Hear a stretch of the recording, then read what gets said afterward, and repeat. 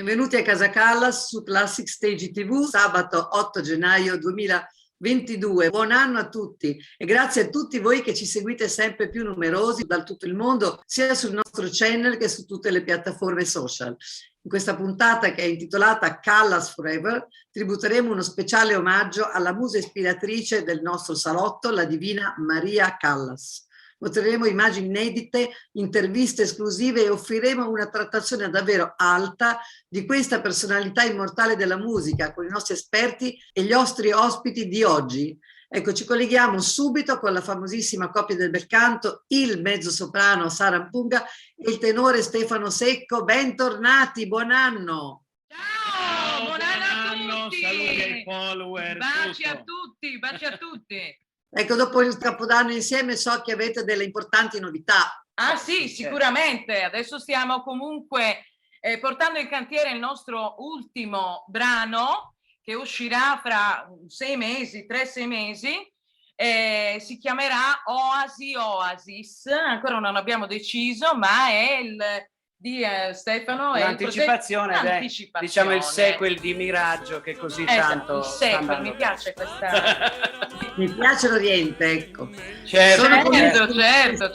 No, più che altro la casa discografica, quando va bene una cosa, esatto, ti dice non spostarti tanto da lì. Tieniti lì, che ha funzionato. No, abbiamo fatto tantissimi streams nel giro di pochissimo tempo, è uscito a novembre. E già abbiamo quanto, Stefano? Sì, più di 40.000. Più di 40.000 streams. Quindi sta andando benissimo. Straordinario. Benissimo, e come era stato appunto il crossover duets in cui c'era il nostro altro inedito Tu sei, scritto e anche interpretato da noi, che ha avuto più di 1.600.000 streams. Straordinario. Eccezionale in questi tempi di Covid così difficili. Ecco, si sono connessi anche i nostri ospiti. Ecco il grande regista Marco Gandini, un personaggio veramente straordinario che ha raccolto l'eredità di Franco Zeffirelli, Gran Vic, e Marco lavora nei più grandi teatri del mondo, dalla Scala di Milano al Metropolitan di New York, dalla Royal Opera House di Londra, e dirige a Los Angeles, San Pietroburgo, Atene, Madrid. Ecco, inoltre ricordiamo professore universitario in Giappone dal 2007 ed è autore di lungometraggi importanti premiati anche al Festival di Venezia, di patrimonio di 250 lezioni di regia teatrale dedicata anche alla lirica. Benvenuto Marco a Casa Callas, è un grande privilegio averti qua con noi. Ciao a tutti, e quindi approfitto anch'io per gli auguri del buon anno. Ciao Marco! Baci. Ciao, e poi gli amici carissimi che sono Sara, Stefano ed Andrea, proprio possiamo dire una famiglia. Ecco, infatti abbiamo il ritorno di Andrea Merli, regista, librettista affermato, ma anche critico teatrale sempre in movimento. E Andrea, ecco, sei ancora in Spagna? Sono ecco. in Catalogna, nella mia casetta, nel mio rifugio, e devo dire che è una grande gioia ritrovarvi.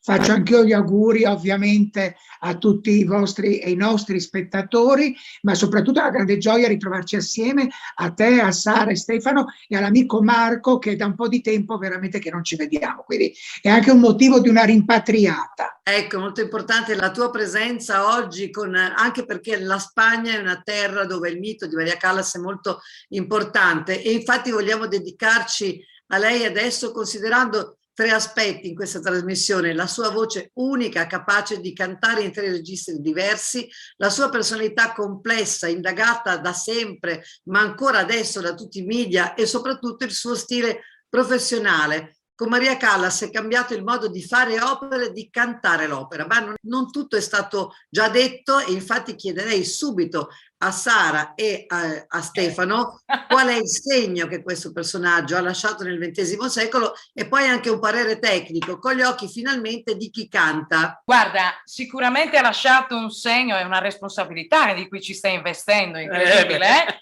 Comunque certo, sicuramente è stata per me bambina che ascoltava le sue registrazioni, che io già studiavo in conservatorio, studiavo pianoforte, volevo studiare canto, è stata veramente un faro, come per tante ragazze che si sono avvicinate allo studio del canto, perché non è stata solo chiaramente la voce estesa potente come diceva Lauri Volpi, addirittura da spaventare, incutere timore nel pubblico, ma anche una grandissima attrice. Vediamo appunto le regie che lei ha fatto con Visconti, con grandissimi, con Zeffirelli, insomma con grandissimi registi.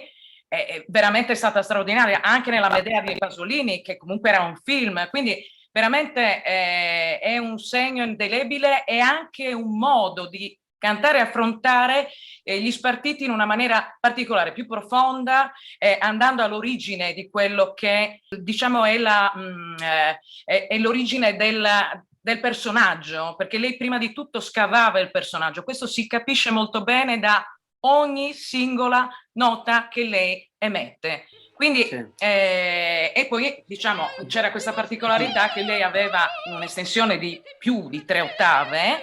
3 ottave, insomma, lei andava da un fa sotto il do centrale con note contraltiri quasi paragonabili a una Chloe Elmo, che era un grandissimo contralto del tempo, anzi prima di lei, notissima appunto per le sue note fortissime, grandi, potenti, scure, sino ad andare a fare delle agilità sgranate, ma leggere, ma perfettamente avanti, come un soprano quasi leggero. Quindi diciamo in lei c'è rivissuto forse il mito della grandissima Malibran, che era un soprano ma era anche un contralto, a parte essere pittrice, sia francese ma diciamo di origine spagnola, che aveva questo tipo di estensione, questo tipo di particolarità che l'ha resa grandiosa. E che le ha permesso di affrontare un repertorio eterogeneo, perché sì, come sappiamo lei sin dalla prima audizione che ha fatto addirittura nel 1937 in Grecia, lei ha portato l'habanera, quindi ci fa capire che era in una tessitura mezzo sopranile da contralto, e poi piano piano ha costruito tutto quello che poi è stato il suo forte, e cioè questi sovracuti, addirittura arrivando anche ai fa sovracuti, perché sentendo queste registrazioni anche a Città del Messico e altre cose che fanno delle cose straordinarie, tutti arriva a queste, per esempio Gilda, no? Nel Rigoletto, Gilda. Che fa questi abbellimenti, arriva al fa, poi nella cadenza proprio Titania straordinaria nel concerto con Rossi Lemeni, quindi è arrivata a avere un controllo, una tecnica che nessuno riusciva a fare, appunto, con voce piena quelle colorature, quelle agilità, diciamo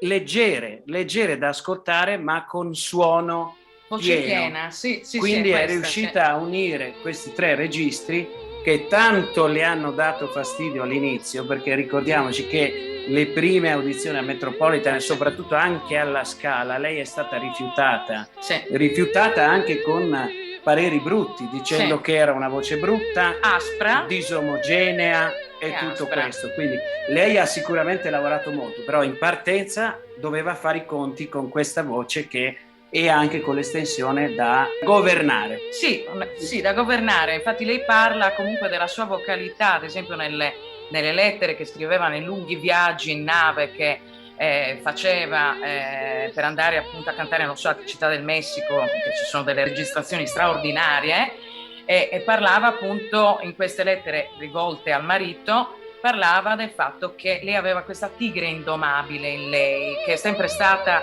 diciamo, croce delizia, come si dice in Traviata, perché le ha dato una caratteristica veramente unica, perché lei veramente è una voce unica, ma anche la sua tecnica unica al mondo. Si dice che lei abbia iniziato, diciamo, con una tecnica, qualche critico l'aveva criticata male per questa tecnica che dicevano francese, insegnata da una sua prima maestra, quindi non la Hidalgo, ma una maestra che aveva avuto all'inizio, che non si conosce esattamente il cognome di questa maestra, e che sembra, secondo qualche critico, che avesse influito il deterioramento della sua vocalità, ma che invece, a parer nostro, è una cosa che l'ha resa assolutamente unica col canto sul fiato, non nel fiato oppure col fiato, ma proprio sul fiato, come amano dire tanti personaggi con cui abbiamo lavorato anche noi, come Franco Corelli o Carlo Bergonzi, che sono stati anche colleghi di Maria Callas. È molto interessante, cioè, vedere come la Callas abbia preso consapevolezza della potenza della sua voce e poi dopo, con l'aiuto di vari insegnanti, abbia imparato a domarla in registri diversi, ma non solo nella lirica e nel canto. Lei è riuscita a domare se stessa. Adesso vedremo, come fil rouge del nostro talk, una straordinaria esclusiva, un'intervista alla dottoressa Giovanna Lomazzi, che è la direttrice del Teatro Sociale di Como, che era amica personale della Callas. Ecco, noi l'abbiamo raggiunta nella sua casa di Milano, dove la presenza di Maria si respira ancora ad oggi. Ci sono il pianoforte dove suonavano insieme, le foto, i soprammobili, gli oggetti che la Divina le ha affettuosamente donato. Quindi noi scopriamo l'esordio di questa grande amicizia e come Giovanna ha assistito alla trasformazione anche fisica di Maria Callas. Ecco il servizio. Io ero molto legata a Maria e quindi era proprio un'amica, non era, al di là della sua grandezza artistica, per me era una persona di casa proprio, veniva a trovarmi, andavamo fuori assieme, viaggiavamo assieme, facevamo tante cose insieme. La Callas è un punto fermo nella mia vita, è un ricordo che non si cancellerà mai.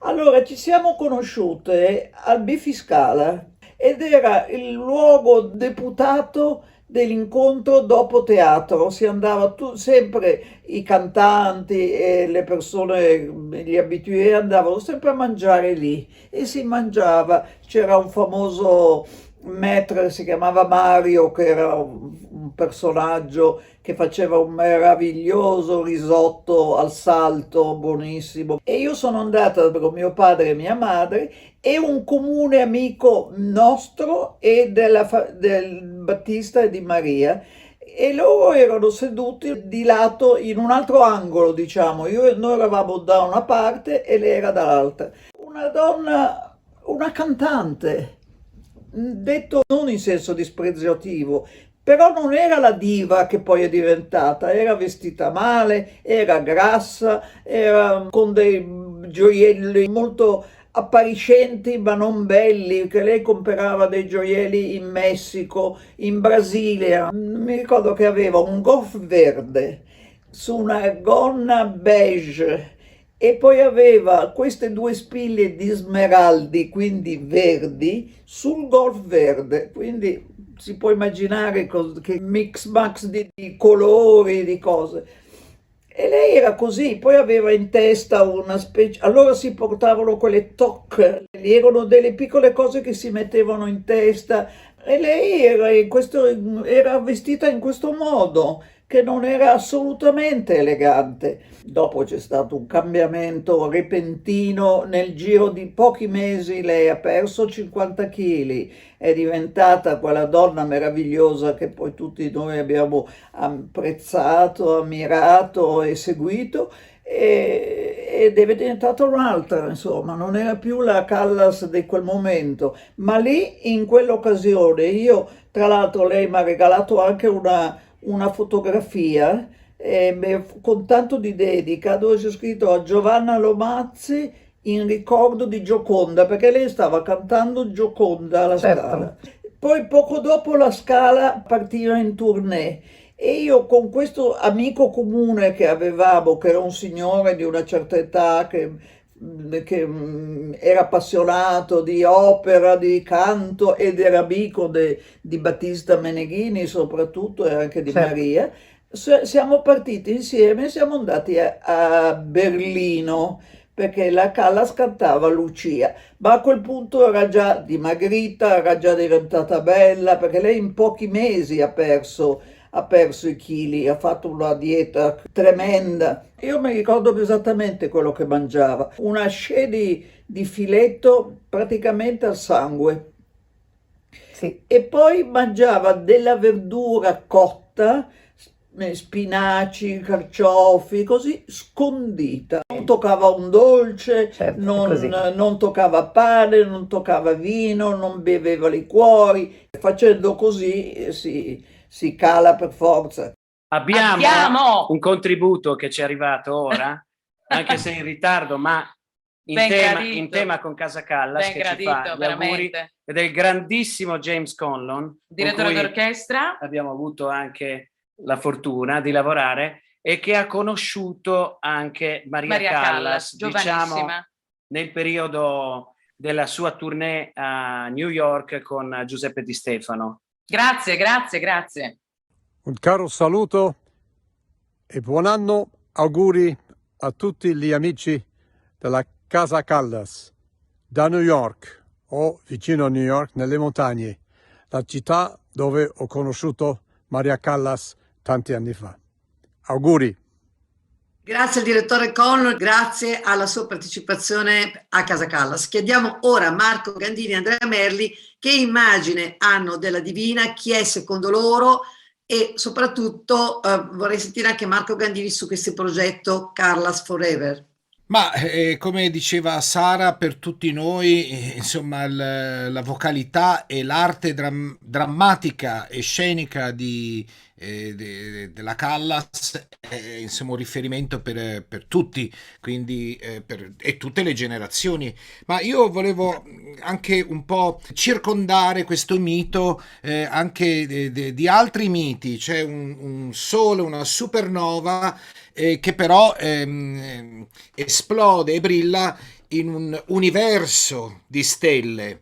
Cioè, noi non dobbiamo mai dimenticare quello che è il contesto e l'humus musicale, culturale dell'epoca. E quindi quando il contesto è di un certo tipo, favorisce l'arrivo di questi eventi straordinari ed unici. Quindi io sempre ho cercato di ammirare quello, più che il personaggio singolo, il contesto che produce o favorisce l'avvento di questi personaggi.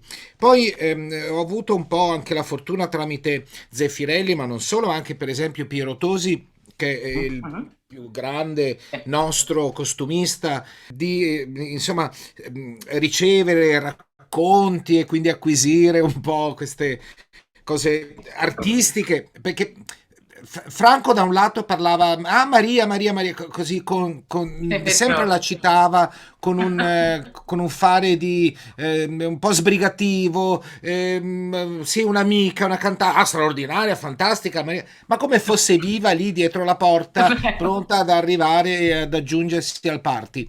E invece Piero Tosi sempre ne parlava con una reverenza e una cosa immaginifica così. Ma anche una cosa che mi colpì moltissimo di Piero, che non è più con noi, ma quando fecero la sonnambula famosa alla Scala, quindi i costumi meravigliosi, vabbè, lì era appunto uno di quei casi di costellazioni di personaggi in tutti i campi straordinari. E Piero raccontava la cura, come lui nelle quinte gli sistemava l'acconciatura in testa, e lei terrorizzata, cioè l'ansia di entrare in scena e di cantare, di fare la sua parte.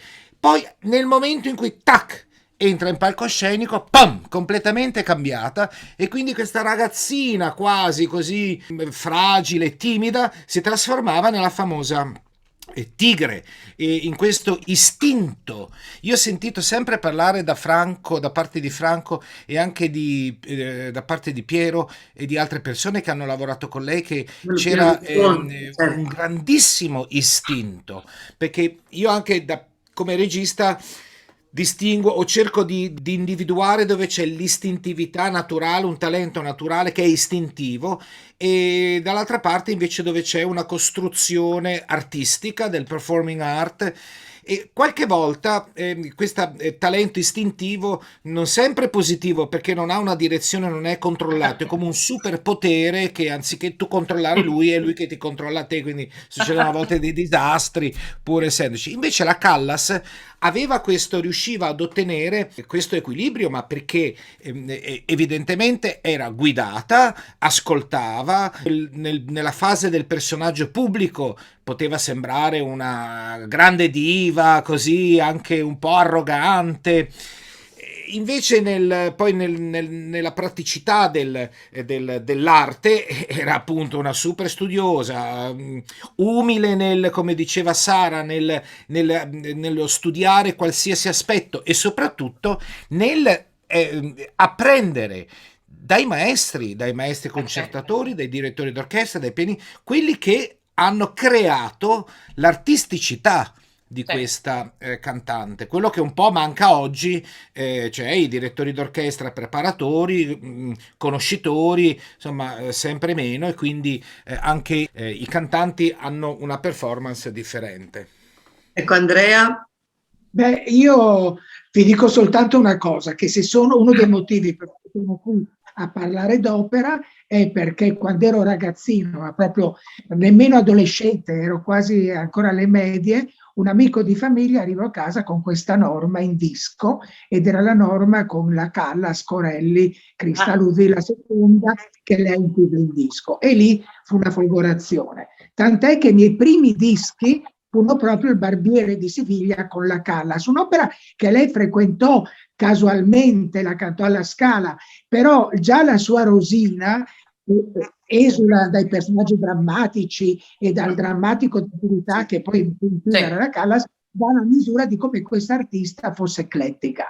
E devo raccontarvi un episodio molto divertente. Io ho fatto la maturità nel 69 e siccome villeggiavo in Friuli, noi eravamo amici di famiglia dei Chiarcossi. Graziella Chiarcossi è l'erede di Pierpaolo Pasolini. E proprio nel 69 la Callas era a Grado che girava gli esterni di Medea. Sulla spiaggia di Grado. Certo, c'era tutta la troupe ospitata nell'hotel diretto dal pittore Zigaina, e io grazie a Graziella, che era una carissima amica di famiglia, armato di tutti i dischi, le copertine, mi precipitai in Grado, ero 18enne, a farmi firmare gli autografi dalla Callas, ma con mia grande delusione proprio quel giorno era dovuta partire per un impegno, quindi non c'era, e io conobbi tutti, ovviamente conoscevo Pierpaolo, ma c'era Zigaina, c'era tutta la troupe, ma per me, che ero andato lì apposta a farmi firmare i dischi dalla Callas, fu una grandissima delusione. Ma peccato Andrea, peccato. Senti, vediamo ora un altro brano dell'intervista a Giovanna Lomazzi a proposito del lavoro di Maria Callas sui personaggi, e poi vedremo con Marco Gandini come è cambiato l'approccio della regia dopo le innovazioni portate da Maria Callas. Ok. Allora, guardi, io posso raccontare un episodio che denuncia un po' tutta la situazione. Eravamo a New York quando a un certo punto la Scala le ha mandato uno spartito del Polluto, perché lei avrebbe dovuto poi, cosa che ha fatto, cantare Polluto all'inaugurazione alla Scala. Lei ha preso questo spartito, l'ha aperto e si è messa a suonare, perché lei suonava il pianoforte piuttosto bene anche, tra l'altro. Quindi il suo primo approccio è sempre stato musicale e personale, cioè lei auto-organizzava la vita musicale, faceva dei piccoli tentativi di capire certe frasi, di capire certe situazioni, oltretutto doveva studiare i personaggi. Io mi ricordo siamo andati insieme a Londra a vedere Anna Bolena in prosa, perché lei voleva capire chi fosse, perché lei non è che avesse una cultura così importante. Siamo andati a vedere questa Anna Bolena in inglese e lei ha visto un personaggio di Anna Bolena fatto dagli inglesi, quindi per lei era una cosa particolare. Poi ha fatto quel po' di successo alla Scala con Anna Bolena, che è stato uno dei suoi capisaldi della carriera. Si applicava molto al personaggio, seguiva molto bene anche la Violetta, che è un personaggio più conosciuto, non aveva anche da studiare sulla Traviata, però lei è entrata dentro nel personaggio proprio, aveva questa facoltà di cambiare, perché lei cantava poi di tutto. È vero che ha cantato poco, pochi anni, ma è anche vero che ha cantato tantissimo, perché ha fatto dalle opere buffe, ha fatto il Barbiere di Siviglia, ha fatto il Turco in Italia, ha cantato anche Fedora, ha cantato anche il Verismo, ha cantato Chenier, ha fatto di tutto veramente. E questo perché aveva un eclettismo che le consentiva di affrontare tutti i repertori. Marco, che ne dici di questa nuova intima rivelazione sul carattere di Maria Callas? Beh, io più che sulla rivelazione volevo fare una piccola nota su Giovanna Lomazzi in sé. Quindi una donna che meravigliosa, che ho conosciuto, con cui ho collaborato e non vedo da molto tempo, e una donna che è caratterizzata da una grande profondità culturale e soprattutto da una grandissima eleganza. Questa eleganza è una caratteristica anche di Maria Callas, appunto nella scena, nel diventare elegante, nel rappresentare il personaggio. Secondo me questo aspetto di nobiltà è quello che più manca oggi, che io vedo mancare oggi nelle rappresentazioni. Sempre l'opera lirica deve essere poetica e deve avere questo aspetto di eleganza, una statura Giusto. che non può avere la quotidianità.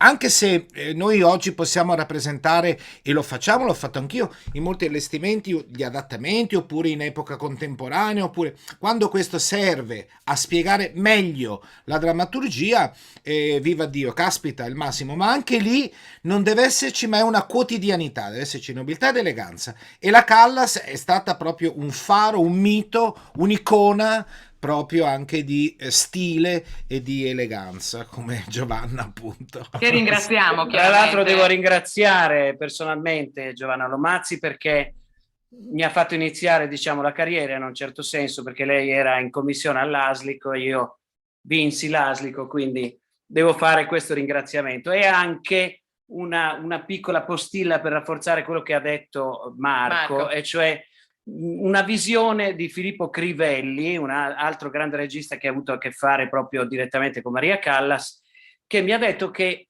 non si era neanche accorto della grandezza durante le prove, perché durante le prove dice che lei era impegnata più che altro a vedere le cose tecniche, ad apprendere, come faceva lei, come una spugna. E poi lui si è convinto che succedesse qualcosa durante la recita e arrivasse a queste interpretazioni mediaticamente. Ecco. Questo mi diceva.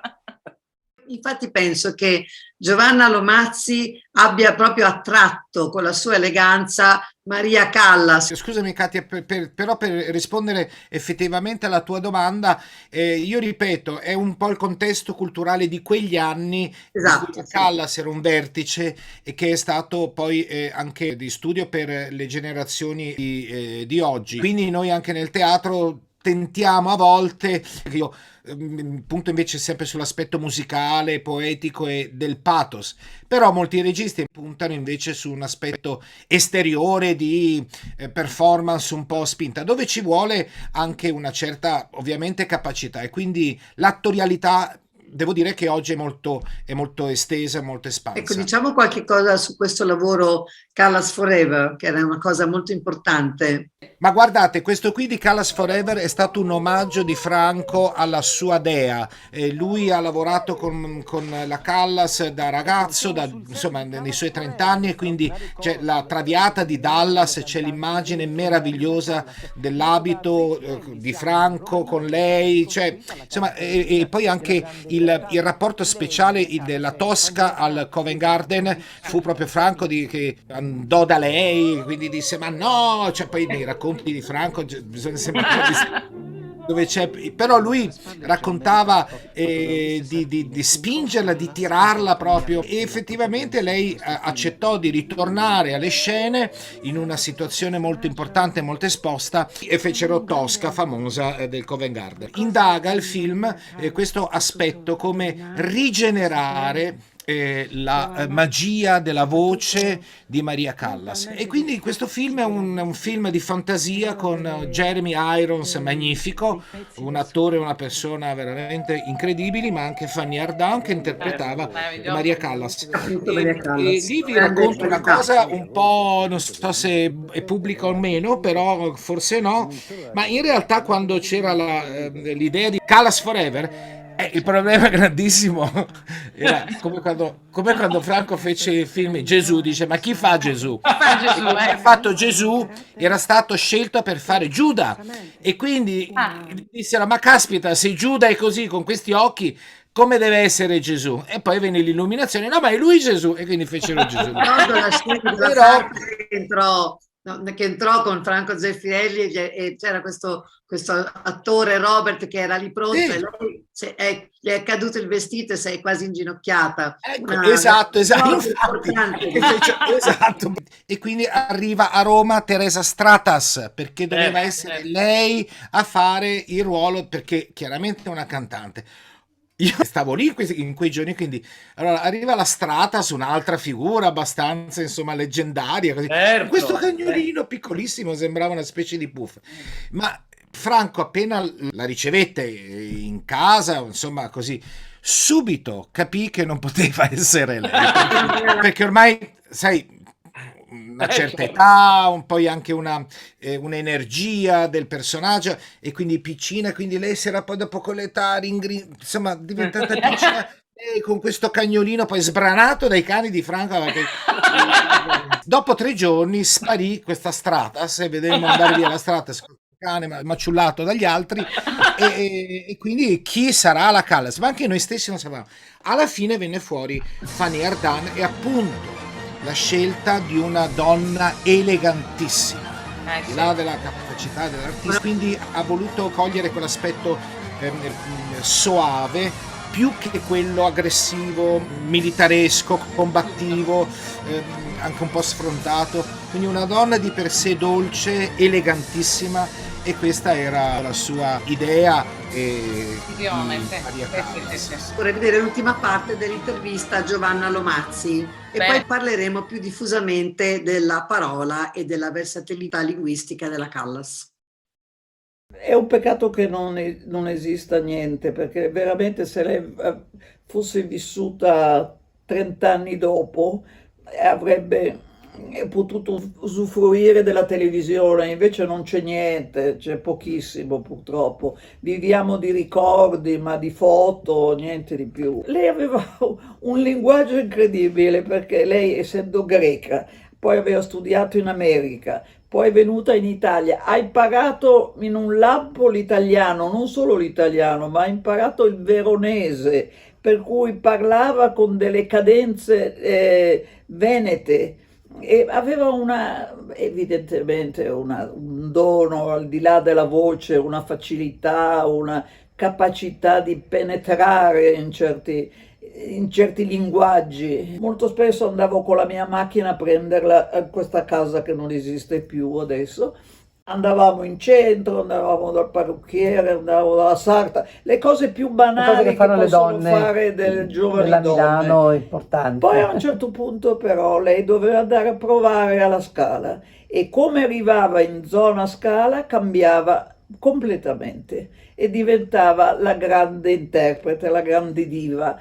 Quando varcava la soglia dell'ingresso laterale, quello degli artisti, era un'altra. A me faceva impressione, perché fino a 2 minuti prima era una ragazza che giocava con me, poi diventava una prima donna. Dopo le prime c'era magari un ricevimento, qualche cosa, poi si andava a casa della Callas e si aspettavano le 3 di mattina, il momento che usciva il Corriere della Sera. E allora c'era Franco Abbiati e Orio Vergani, 2 capisaldi del giornalismo e della critica, che scrivevano tutte e 2 sull'accadimento musicale, e quindi lei aspettava questo momento, e le critiche per lo più ho sempre avuto delle buone critiche. Ecco, qui stiamo vedendo una foto di Maria Callas, e lei è la persona alla sua destra, vestita con queste meravigliose perle, Ecco, se lei un'istantanea pensa però molto alla bella. Callas qui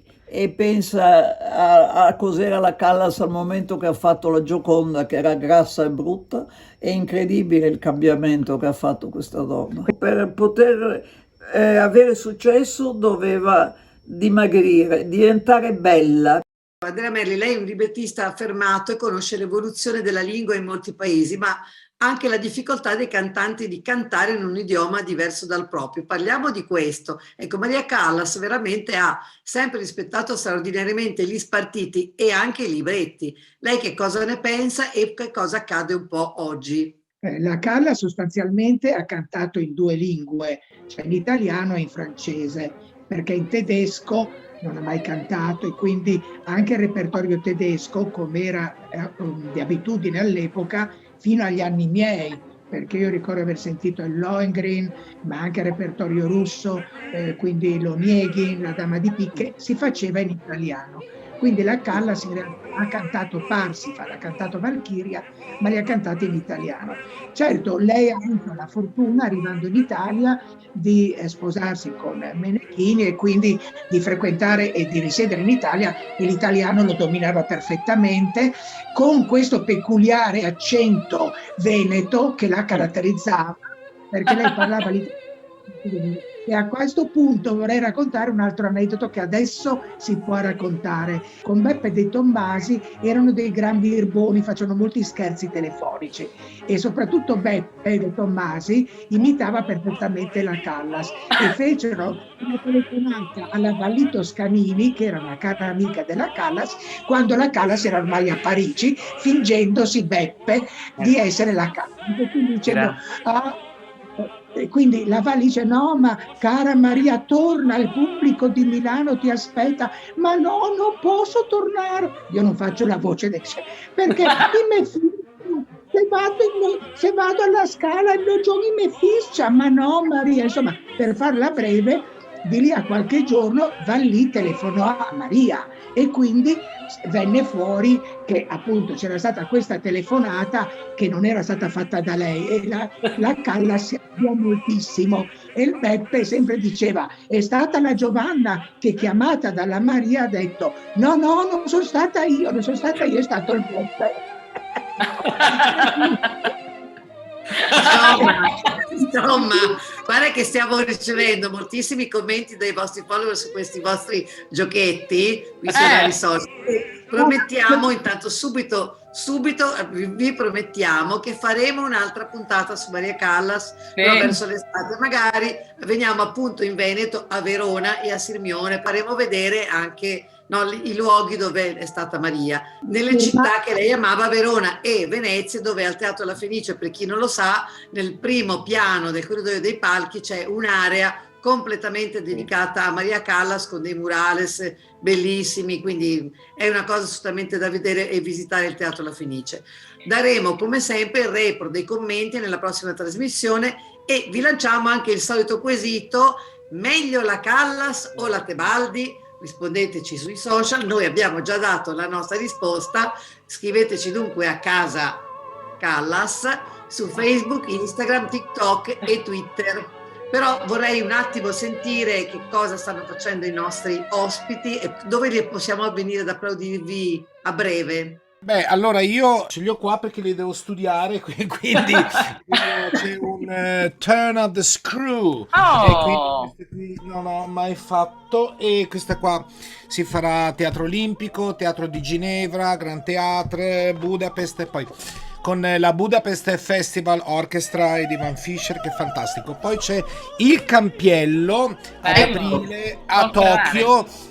E quindi farò il Campiello parlando appunto di lingua con la mia compagnia che è Fujiwara Opera, con cui collaboro moltissimo, perché questa è un'opera, appunto parlando anche di Venezia, che in Giappone è di repertorio. Cioè è incredibile, loro adorano la storia, poi c'è l'ultimo brano, e insomma l'addio a Venezia, quindi così, e quindi c'è questa. Poi bravissimo Marco. Capuleti e Montecchi, che è un'opera che io amo. Questo qui è con la Simon Bolivar Orchestra, quindi parliamo di un'altra orchestra gigantesca.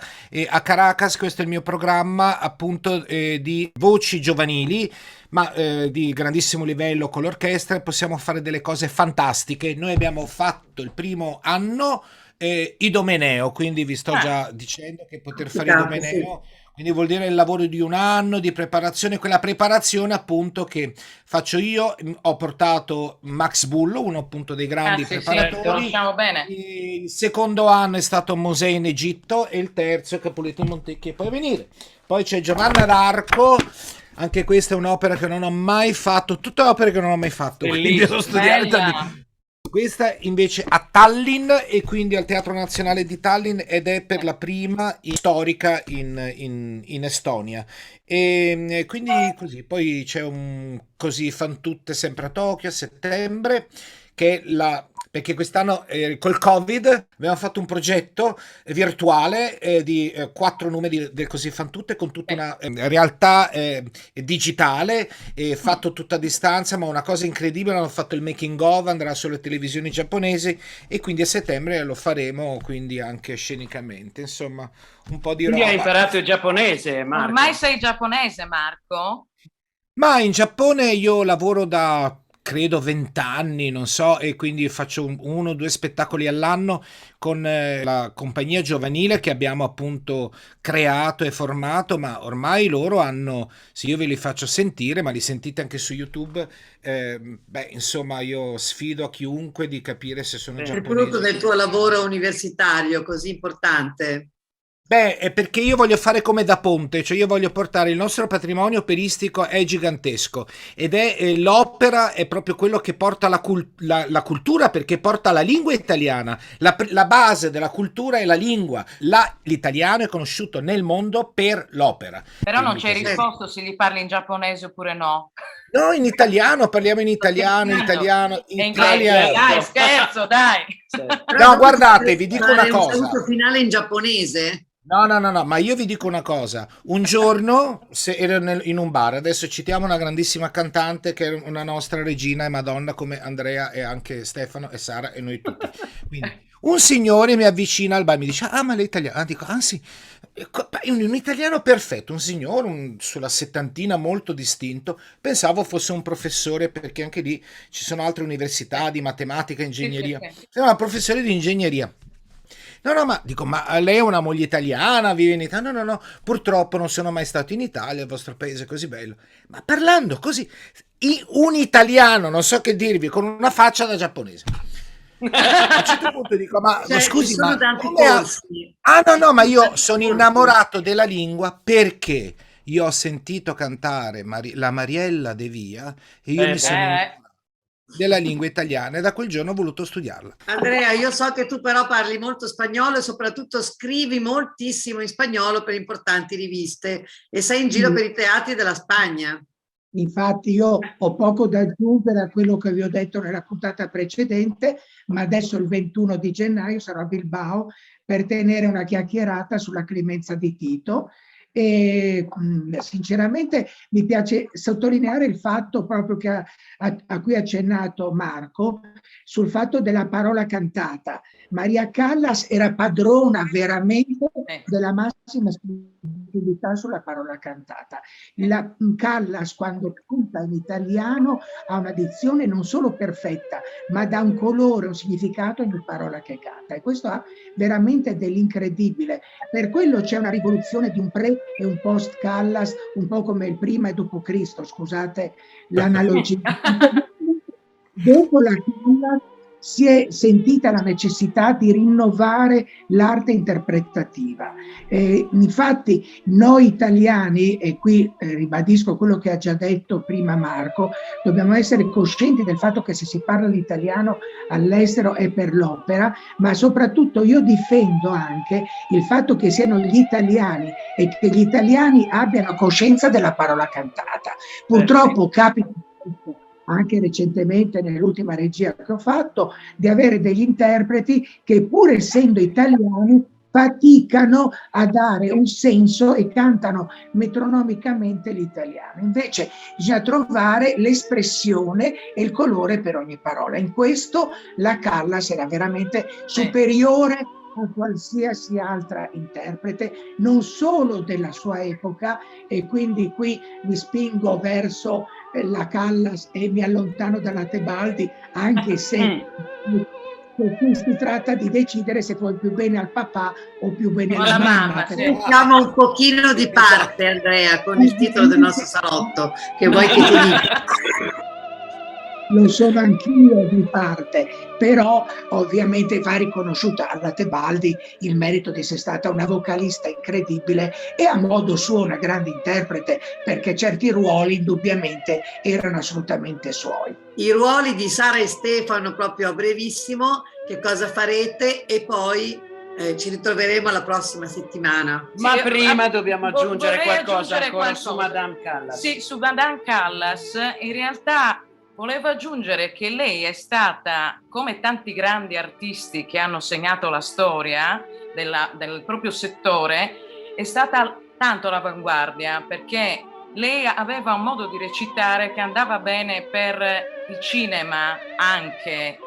Quindi se ci fosse stata la televisione, diciamo, come c'è adesso, possiamo usufruire noi cantanti di dirette delle opere in televisione, e allora non c'era, e quindi avremmo avuto comunque dei documenti straordinari da lei, perché era troppo avanti in questo era il precursore appunto di quello che poi è venuto dopo.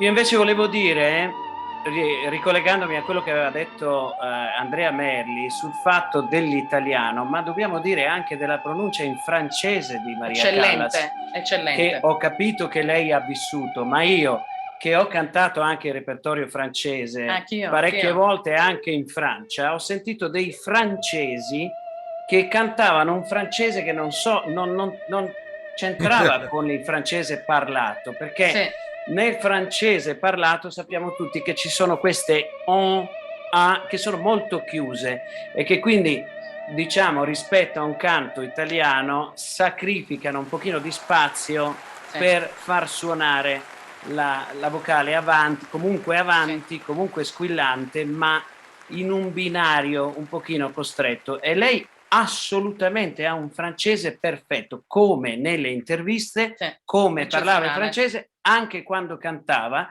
non c'era niente da dire. E lo dico veramente perché ho sentito tantissima gente che, o spagnoli o italiani, che si aggiustano il francese e fanno dei suoni aperti che non si sono mai sentiti. E così. Tra l'altro ci sono dei grandissimi cantanti, anche Bergonzi o Corelli, che dicevano che comunque preferivano cantare le opere francesi in italiano, proprio perché, diciamo, il francese stringeva un po', come che diceva Corelli anche, no? Corelli diceva che addirittura succedevano queste cose all'epoca, adesso diciamo queste cose, che per esempio un Corelli, ma anche del Monaco, ma anche altri, ma comunque Corelli cantava quasi tutta l'opera in francese, poi mi diceva che siccome il francese stringeva la gola, quando arrivava alla romanza, invece di cantare Le fleurs que tu m'avais jeté, cantava Il fior che avevi a me tu dato, cioè la cantava in italiano e poi ritornava in francese. Quindi è una sorta di schizofrenia, insomma. Ci sono anche personalizzazione. Ci sono anche delle registrazioni, per esempio a Macerata con Grace Bambri, che lei dice c'est toi e lui risponde son io. Queste cose qua. Oppure anche del Monaco in Russia, che parlava con l'Archipova, con il soprano, mezzo soprano grandissimo, appunto russo. Lei cantava in russo e lui in italiano. Cantava in italiano. Ci sono tutte queste... A parte Adieu pour jamais, che la cantava in francese. Comunque, sono ricevendo ovazioni dal pubblico russo. Incredibili. Esatto. A proposito del francese, noi faremo Carmen, no? Faremo Carmen, in Ticino. Lei in Svizzera.